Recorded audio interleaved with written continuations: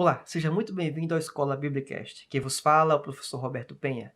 Espero que você aproveite o trecho exposto neste vídeo. Se você quiser ter acesso ao conteúdo completo desta aula, o link vai constar na descrição do vídeo. Aproveite o conteúdo. Mulher, ela pode ser pastora? Isso aqui é um elemento quente. Por que eu digo isso? Porque é posta essa situação. Não é uma questão que eu estou trazendo, é uma questão já posta. Algumas denominações, inclusive, já existem mulheres pastoras. Outras discutem se colocam ou não. Outras já decidiram, pelo menos temporariamente, de que não pode. Então, eu quero apresentar aqui argumentos a favor, argumentos contra e fazer um confronto entre eles e fazer algumas reflexões sobre o próprio pastoreio feminino. Então, é uma série de subsídios. É parte daqueles 10 lá, uma parte significativa são exatamente essas questões. Vou primeiro aqui apresentar os elementos a favor. Primeiro deles, as mulheres são iguais aos homens em importância. Esse é um argumento. Concordo com isso? Concordo com isso. Os homens e mulheres são iguais em importância. Se esse é um argumento válido ou não, mas na frente vai avaliar isso.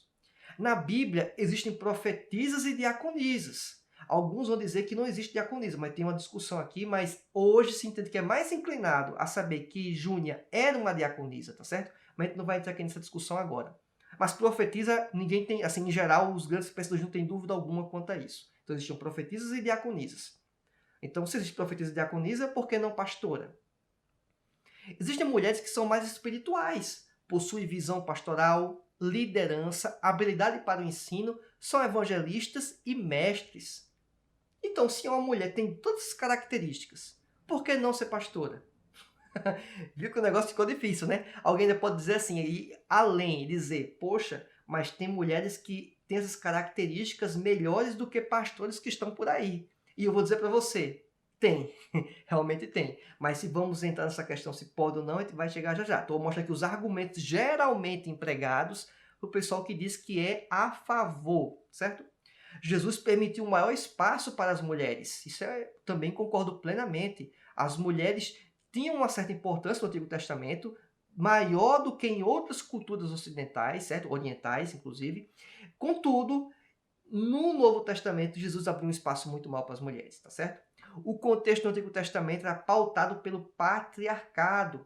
E isso é uma questão também importante a considerar, porque o argumento que alguns empregam é, no tempo do patriarcado, as mulheres não tinham espaço porque era um espaço muito restrito e colocado na figura do homem. Então, por isso que não tinha. Mas agora, no nosso contexto, a nossa realidade, nos avanços que nós temos, a igualdade do homem com a mulher podendo exercer qualquer atribuição, mulher inclusive sendo presidente de nações, por que não mulher como pastora? Inclusive quando tem qualidades melhores em alguns momentos do que o próprio pastor homem. Essa é uma questão posta. Os escritos de Paulo são reflexo do machismo predominante no tempo do Novo Testamento. É uma outra questão também colocada. Alguns entendem que Paulo ele foi machista, ele tinha alguma questão problemática quanto às mulheres, e aí por isso que ele tinha um desejo de sempre expor algo, de colocar a mulher em uma questão de inferioridade. Esse é o argumento apresentado pelo pessoal que geralmente, não quer dizer que todo mundo que é a favor do pastorado feminino defende todos esses itens, mas defende parte deles, alguns até inclusive todos. Mas eles apresentam essas possibilidades, essas ideias. Eles dizem o seguinte, Paulo ele teve uma conduta que não era bem apropriada. Ele escreveu para aquele tempo, naquele contexto, isso não se aplica para o século que nós estamos hoje, para esse momento da cultura que nós estamos empregados, tá certo? Bem, aqui quero apresentar rapidamente um confronto do pastorado feminino quanto a argumentos a favor e contra-argumentos. Olha só que interessante. As mulheres são iguais aos homens em importância? Era um argumento que tinha a favor. Existe um contra-argumento. É a segunda tabela aqui. Esse gráfico aqui, essa imagem, é muito interessante nesse sentido, porque é apresentado item a item. Olha qual é o contra-argumento. A questão não é a importância, mas sim a ideia de complementariedade.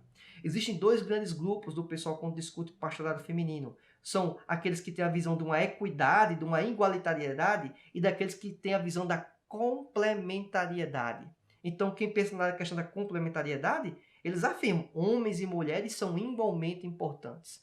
Contudo, não é a questão de importância que vai definir se mulher pode ser pastora. Até porque eles são complementares. O homem complementa a mulher complementa o homem. Na Bíblia existem profetisas e diaconisas. Isso é verdade. Contudo, não existem presbíteras e nem pastoras no Novo Testamento. No Antigo Testamento nem se fala, tá certo? No Antigo Testamento não existia a figura de sacerdotisas.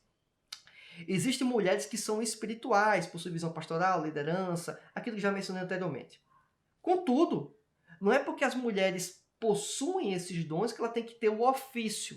Olha só, uma coisa é o ofício, uma coisa é a posição, uma outra coisa é a função, é a prática do dom, é a aplicação do ministério que Deus tem dado. Elas, as mulheres, podem exercer todos esses dons sem ter o título de pastor. Então, esse é um ponto, tá certo? Um contra-argumento apresentado é esse. Olha que eu ainda não me manifestei. Talvez alguém pode até pensar que já é minha opinião, mas vamos lá. É importante apresentar isso porque tem mulheres que têm o desejo, eventualmente, de serem pastoras. Mas é importante apresentar esses elementos. Tem homens que desejam que mulheres assumam pastorado. Até porque eles têm esse interesse, porque os homens não estão dando conta do recado para alguns. Não tem homem dando conta do recado, vão se recorrer a mulheres. Será que é isso? Vamos ver um pouquinho mais sobre isso. Jesus permitiu um maior espaço para as mulheres. Isso é um fato. Contudo, Jesus não escolheu entre os apóstolos nenhuma mulher. Jesus, ele poderia ter feito isso. Por quê? Ele quebrava paradigmas. Coloquei apenas alguns. Ele conversava com mulheres, defendeu a mulher adúltera da morte, não guardava o sábado do jeito que os judeus queriam. Então, se Jesus quisesse fazer o quê? Colocar uma mulher como um dos 12, ele poderia fazer isso tranquilamente. Porque Jesus, ele não tinha o apego do que hoje chamam de politicamente correto. Se ele quisesse quebrar esse paradigma, ele teria feito. E ele não o fez. É interessante notar que quando os discípulos, os apóstolos, tiveram que substituir o Judas, colocaram outro homem, e não a mulher. Isso é importante mencionar também. O contexto do Antigo Testamento era pautado pelo patriarcado e os escritos de Paulo são reflexo do machismo predominante no tempo do Novo Testamento.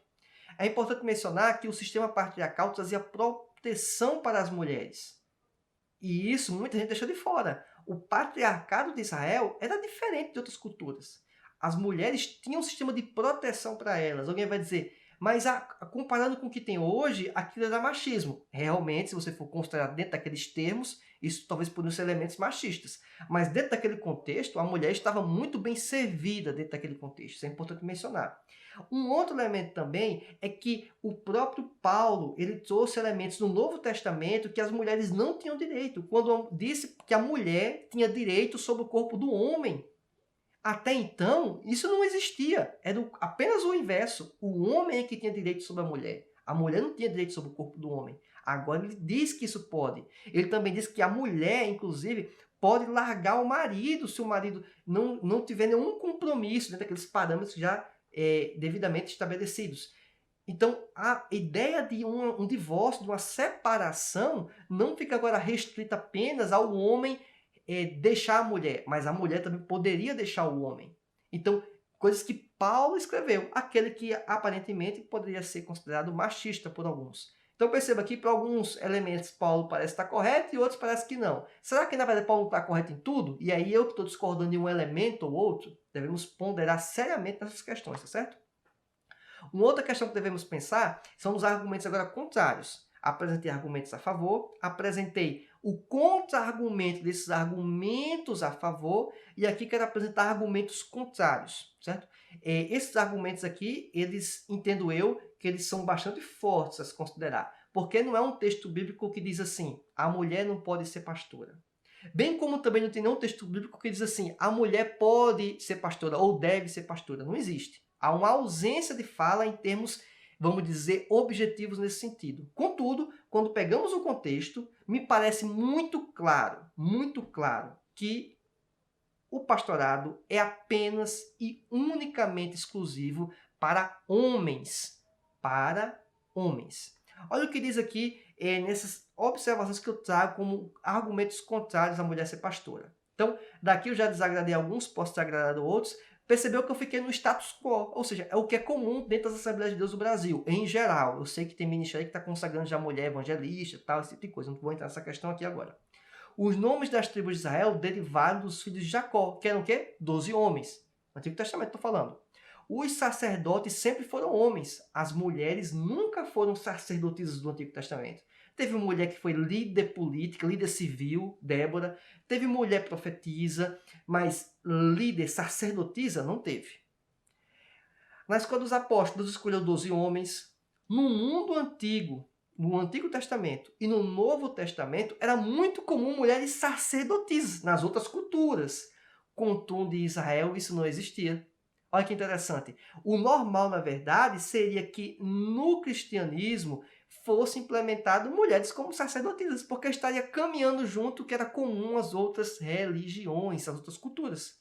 Tanto é que teve problemas, o apóstolo Paulo faz algumas orientações lá em Corinto, principalmente, quanto às mulheres, porque eram mulheres que estavam vindo da cultura pagã, talvez influenciadas pelo peso maior das mulheres nessas questões de religião, de espiritualidade.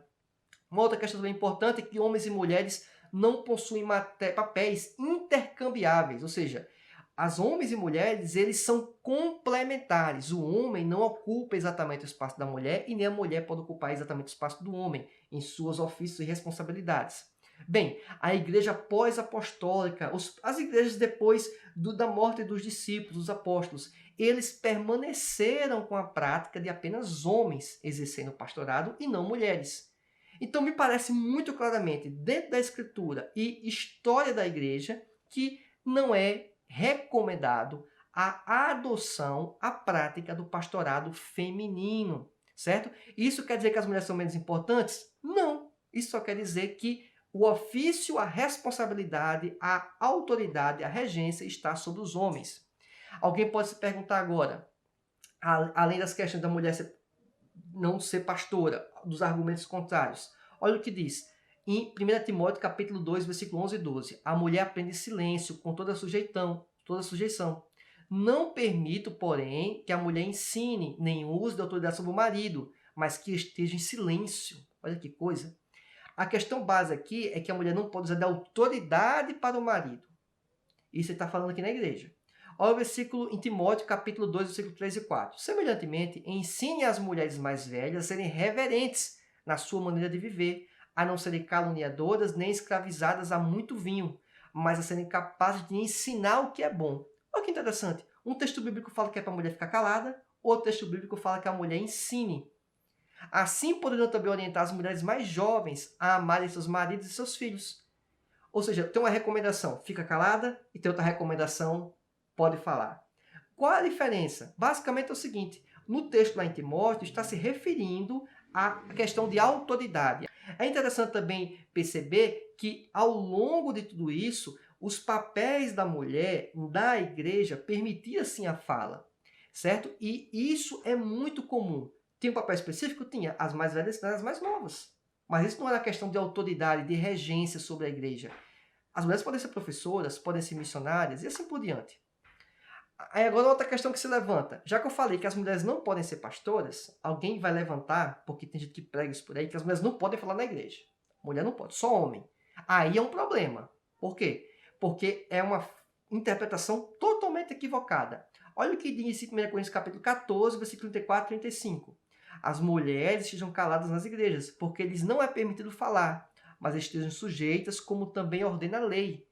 E se querem aprender alguma coisa, interroguem em casa a seus próprios maridos, porque é indecente que as mulheres falem na igreja. Então, essa indecência, essa não fala, era restrita à interpretação ou ao julgamento, na verdade, das profecias. O julgamento das profecias, do contexto lá aplicado, não poderia ser feito por mulheres, porque era algo de autoridade, e a autoridade estava colocada sobre os homens, não sobre as mulheres. Versículo de 1 Coríntios, capítulo 11, versículo 5. Mas toda mulher que ora ou profetiza com a cabeça descoberta, desonra a sua própria cabeça, porque é como se estivesse rapada. Olha que interessante. Aqui fala que as mulheres oram e profetizam. Isso aqui está sendo público, é na igreja. A questão é que quando envolve autoridade, regência, governo, mulher não pode falar. Quem é que exerce autoridade, regência e governo? Pastor. Mas quando não é aplicado nesses termos, a mulher pode falar.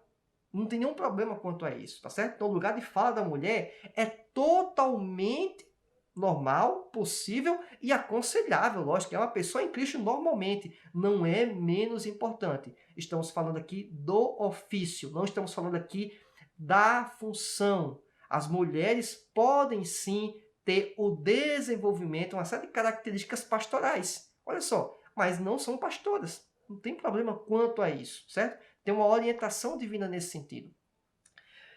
Último subsídio para que você possa considerar: reflexões sobre o pastoreio feminino.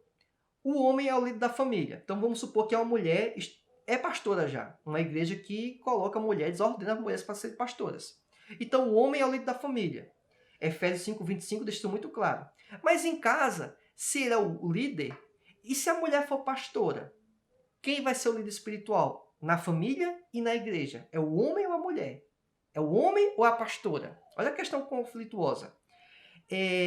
Por que essa demanda surgiu? É importante mencionar isso. Muito essa demanda surgiu em virtude de movimentos do feminismo. O movimento feminismo tem elementos positivos? Tem. E tem elementos negativos. A ala negativa busca a todo modo que a mulher seja uma espécie de homem. Ou seja, igual a um homem. E não é para ser igual ao homem. A mulher precisa buscar seus direitos, seus benefícios que são inerentes ao ser humano, que o homem tem e a mulher também deveria ter. Votar, educação e assim por diante. Salários. Mas, quanto ao elemento espiritual, não existe respaldo para isso, certo? Então é importante mencionar isso. Temos que separar também outra coisa: relato histórico específico de um período e elementos doutrinários. As falas sobre pastoreio por toda a Bíblia remetem à ideia de homem. Tem que ser marido de uma só mulher. Repete-se, tem que ser marido de uma só mulher. Em 2 textos está dizendo que ele tem que ser esposo de uma mulher. Não é esposa de uma mulher, esposa de um homem. Não, não é isso. É esposo de uma mulher, marido de uma só mulher. Contudo, seja respeitoso com as pastoras. Isso é uma recomendação muito importante. Alguns querem descredenciar uma pastora já ordenada e não chamar de pastora. Aí eu acho um equívoco. Se ela foi ordenada pastora, se ela é pastora, se você está se dirigindo a ela, se você fosse um homem, você chamaria de pastor, chame ela também de pastora. Essa é a minha recomendação. Já vi em eventos, no YouTube, programas de TV, que a pessoa, quando se referia a um homem que era pastor, chamava de pastor. Quando ele se referia à mulher, que era de fato pastora, ordenada, se referia como irmã. Aí está equivocado. Agora eu vou dizer uma coisa para você também. É totalmente equivocado, mas totalmente equivocado. Você que é pastor, que sua esposa não é pastora, a sua igreja não ordena ela como pastora, e você chama ela de pastora, ou você quer que os membros da igreja chamem ela de pastora. Aí não. O casamento não fez com que ela se tornasse pastora. Ou quando você for ordenada a ser pastor, ela não virou pastora. Quem foi ordenado foi você. Ela tem uma responsabilidade dentro do seu ministério? Tem, mas ela não é pastora. Portanto, então fique esse alerta para que você não faça essa confusão e nem incentive o povo a tomar essa atitude equivocada, tá certo? Imagino que esse conteúdo foi bastante útil para você. Então, além do like, se inscreva no canal e marque a opção todas as notificações. Assim você vai ser comunicado toda vez que eu postar materiais semelhantes a este que vão agregar em muito para o seu conhecimento. Se você quiser acesso ao conteúdo completo desta aula, o link vai constar na descrição do vídeo. Aguardo você na nossa próxima aula. Que Deus te abençoe e até mais. Tchau!